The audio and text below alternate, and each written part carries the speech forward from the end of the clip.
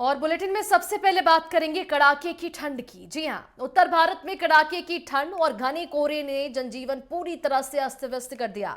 Delhi NCR की बात करें तो यहां पर दिल्ली एनसीआर समेत उत्तर प्रदेश, हरियाणा और पंजाब में कोल्ड डे के चलते येलो अलर्ट जारी कर दिया गया। वहीं गुरुवार को दिल्ली में न्यूनतम तापमान 6 से लेकर 8 डिग्री के बीच रहा, जबकि दिन भर बर्फीली हवाओं ने गलन बढ़ा दी थी। और मौसम विभाग ने आने वाले हफ्तों में ठंड और बढ़ने की चेतावनी भी जाहिर की है। खासकर 13 जनवरी तक कोहरे का प्रचंड रूप देखने को यहां पर मिल सकता है। वहीं पहाड़ी राज्यों जैसे कि जम्मू कश्मीर और हिमाचल प्रदेश में भारी बर्फबारी की संभावना है, जिसका सीधा असर मैदानी इलाकों में भी देखने को मिलेगा। तापमान में भारी गिरावट दर्ज की जा सकती है। बताते आपको चले कि लगातार कड़ाके की ठंड जारी है। उत्तर भारत की बात करें तो मौसम विभाग ने उत्तर भारत में ठंड अभी और बढ़ने की संभावना जाहिर की है। अगले एक हफ्ते तक कोई भी राहत नहीं मिलने वाली है ठंड से। फिलहाल ठंड से बचने के लिए प्रशासन ने भी पूरी तैयारियां कर रखी है। जगह जगह पर अलाव की व्यवस्था की गई है। लोगों से सतर्क रहने की अपील की जा रही है। रैन बसेरे बनाए गए हैं ताकि लोग ठंड के चलते ठंड से बच सके और आराम से रह सके। बताते आपको चले कि पहाड़ी इलाकों में बर्फबारी की चेतावनी मौसम विभाग ने जताई है, जिसके चलते मैदानी इलाकों में भी ठंड से फिलहाल अभी कोई राहत मिलने की उम्मीद नहीं है। कड़ाके की ठंड लगातार जारी है। यूपी, दिल्ली समेत कई राज्यों की अगर हम बात करें तो यहां भी ठंड की हालात ऐसी ही देखी जा रही हैं और अभी और भी ठंड बढ़ सकते हैं। आने वाले दिनों में मौसम विभाग ने चेतावनी दी है कि एक हफ्ते के अंदर ठंड से फिलहाल तो कोई राहत मिलने की उम्मीद नहीं है, बल्कि ठंड और भी बढ़ सकती है। उत्तर भारत की बात करें तो उत्तर भारत में कड़ाके की ठंड देखी जा रही है। दिल्ली, यूपी समेत कई राज्यों में ठंड को लेकर येलो अलर्ट जारी कर दिया गया। 15 से 20 की स्पीड में जो है वो ठंड देखने को मिलेगी। और आपको ये भी बताते चले कि घने कोहरे के चलते कई ट्रेनें जो हैं वो देर से चल रही हैं। लोगों के आने जाने में भी काफी समस्याओं का सामना हो रहा है।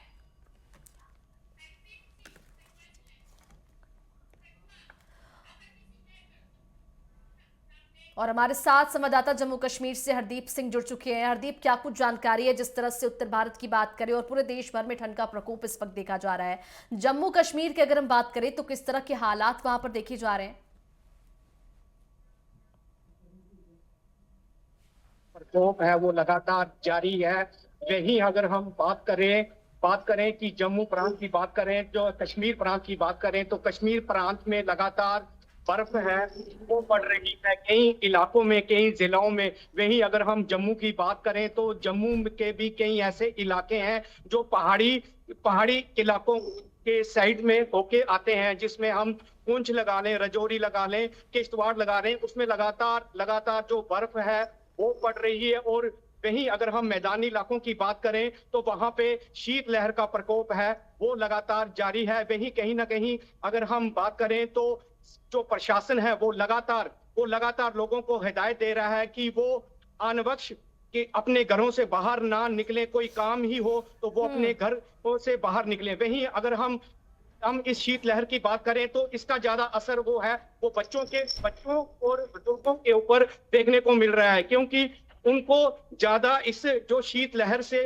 वो कहीं ना कहीं वो परेशान हो जाते हैं, क्योंकि जिस तरीके से शीत लहर का प्रकोप जारी है। तो वहीं कहीं अगर हम लोगों की बात करें तो लोग भी हम देख रहे हैं कि जो भी मजदूर काम करने के लिए या आम जो नागरिक है वो काम के लिए कहीं बाहर जाता है तो वो गर्म कपड़े डालकर और अपना मुंह बांधकर अपने घरों से निकलते हैं। वहीं अगर हम चौक चौराहों की बात करें या बस स्टैंड की बात करें तो वहां पर हमने देखा है कि आग का अलाव लेकर लोग आग आग को तपते हुए नजर आ रहे हैं। वहीं अगर हम जिला कठुआ की बात करें तो जिला कठुआ की अगर पहाड़ी तहसील की बात करूं तो बन्नी का जो इलाका है, बिलावर है, बन्नी की अगर सरथल की बात करूं तो वहां पे बर्फ जो पहाड़ों ने है वो बर्फ की चादर ओढ़ ली हुई है। वहीं अगर कठुआ के प्लेन्स इलाके की बात करूं जिसमें कठुआ शहर आता है, हीरानगर आता है, वहां पे शीत लहर का प्रकोप है वो जारी है। लगातार सुबह सुबह सुबह जो है मॉर्निंग में वो ठंड लगातार जारी है, वहीं शाम को ठीक है। भी जो ठंड है वो लगातार जारी बिल्कुल, है। तो जी। लगातार जम्मू कश्मीर में ठंड से हालात जो है वो और भी बेकाबू हो रही हैं। मौसम विभाग ने फिलहाल ठंड से निजात के लिए कोई भी खबर तो नहीं दी है। ठंड अभी और बढ़ सकती है। और इसी बीच हमारे साथ प्रयागराज से संवाददाता पवन देव जुड़ चुके हैं। पवन, क्या कुछ जानकारी है जिस तरह से ठंड के हालात बढ़ रहे हैं? ठंड बढ़ रही है उत्तर भारत की, अगर हम बात करें प्रयागराज में किस तरह की स्थिति देखी जा रही है? एक तरफ माघ मेला की शुरुआत वहां पर हो चुकी है, श्रद्धालु पहुंच रहे हैं।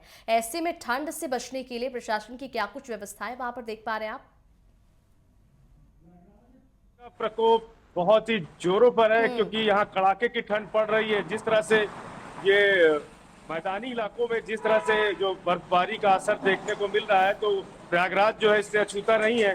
और यहाँ पर भी लोग जो है अलाव का सहारा ले रहे हैं। माघ मेले में जो है जो साधु संत हैं उनकी टीमें पहुंच चुकी हैं, और सुबह जो है भोर में ही जो संत महात्मा हैं और जो कल्पवासी हैं वो स्नान कर रहे हैं। और उसके बाद जो है नगर निगम की तरफ से, मेला प्राधिकरण की तरफ से अलाव की व्यवस्था जगह जगह की गई है।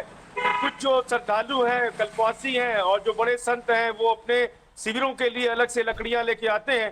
तो यहाँ पर ठंड देखने को मिल रही है। पारा जो है सबसे कम है यहाँ पर, और यहाँ पर जो है लोग जब बाहर निकलते हैं तो गर्म कपड़े पहनते हैं, और जो जिनको बहुत ज्यादा काम है वही निकल पा रहे हैं। और यहाँ पर जो सरकारी स्कूल है उसके लिए भी डीएम ने जो है छुट्टी घोषित की है कि 15 जनवरी तक जो है यहाँ पे छुट्टी रहेगी, क्योंकि ठंड का असर है। छोटे छोटे जो बच्चे हैं उनको जो है ठंड की वजह से ज्यादा तकलीफें होती है। तो डॉक्टरों ने भी सलाह दी है कि इस तरह अगर ठंड पड़ रही है तो अपने बच्चों को पूरा जो है कपड़ा पहना के निकलें, और ठीक है। बहुत दिक्कत है तभी आप बाहर निकलें।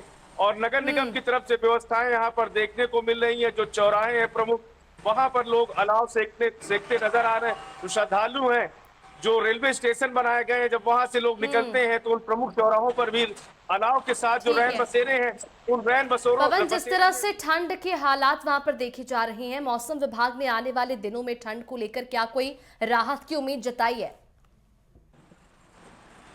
मौसम विभाग की तरफ से 10 जनवरी तक जो है कड़ाके की ठंड की बात की गई है। प्रयागराज में जो मौसम वैज्ञानिक हैं उन लोगों ने भी जानकारी दी है कि 10 जनवरी तक जो है जो क्या नाम से टेम्परेचर है वो बेहद कम रहेगा। ऐसे में जो है ठंड की वजह से जो है लोग ठिठुरते रहेंगे, तो उसके लिए उन्होंने कहा है कि गर्म कपड़े पहने, अलाव के पास रहें, और जितना हो सके जो है लोग अपने घरों से ना निकलें। जब बहुत ज्यादा जरूरी काम हो तभी बाहर निकलें, क्योंकि चेतावनी 10 जनवरी तक यहाँ पर भी जारी की गई है।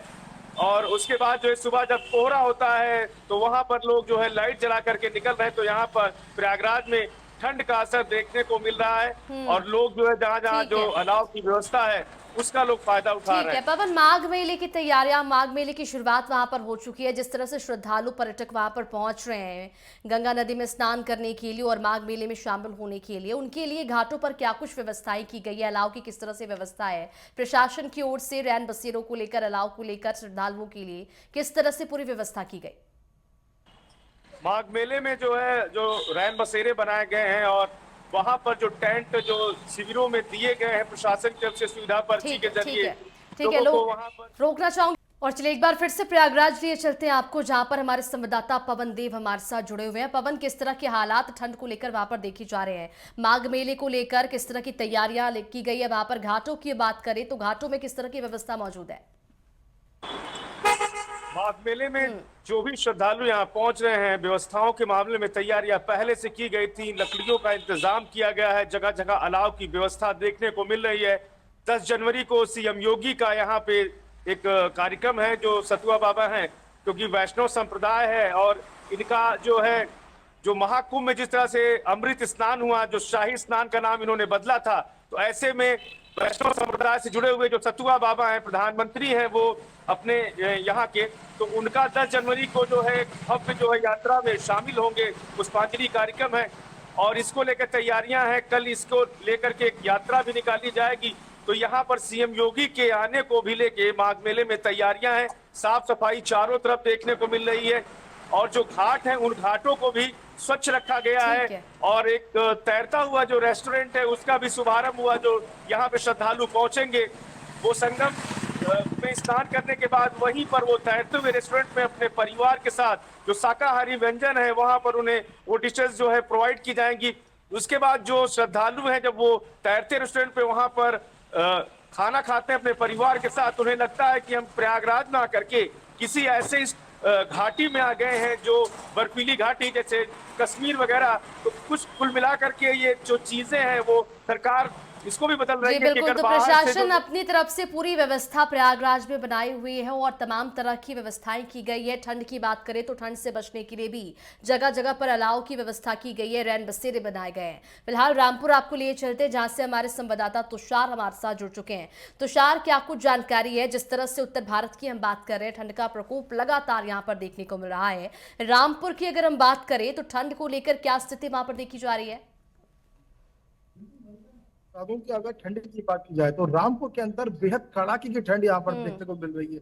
चारों तरफ यहाँ पर अगर कोहरे की बात की जाए तो कोहरा यहाँ पर काफी ज्यादा देखने को मिल रहा है। बिल्कुल जो विजिबिलिटी है वो कहीं ना कहीं बहुत अब डाउन हो चुकी है और कड़ाके की ठंड को लेकर यहाँ पर जो रामपुर वासी है, जो लोग है, वो बहुत मतलब बेहद ही जरूरी अगर कोई काम है तभी अपने घरों से यहाँ पर निकलना वो लोग ठीक समझ रहे हैं। क्योंकि इसके साथ ही जो रामपुर जिलाधिकारी हैं उन्होंने भी लोगों से ऐसी अपील की है कि अगर कोई जरूरी बेहद आपका जरूरी काम है तभी आप लोग अपने घर से बाहर जाएं, अन्यथा आप लोग अपने घर के अंदर ही रहें। साथ ही मैं आपको बता दूं मनीषा कि रामपुर में रामपुर जिलाधिकारी ने कड़ाके की ठंड को लेकर लोगों के लिए अलाव की व्यवस्था यहाँ पर करवाई है। रामपुर की नगर पालिका की अगर बात की जाए तो वो भी अपना काम बखूबी यहाँ पर देखने को मिल रहा है। जमीनी स्तर पर भी यहाँ पर काम कर रही है कि अलाव की व्यवस्था यहाँ पर की जा रही है। इसके साथ ही रामपुर जिलाधिकारी ने जो रेल बसेरे हैं उनकी भी यहाँ पर व्यवस्था ठीक ठाक कर रखी है।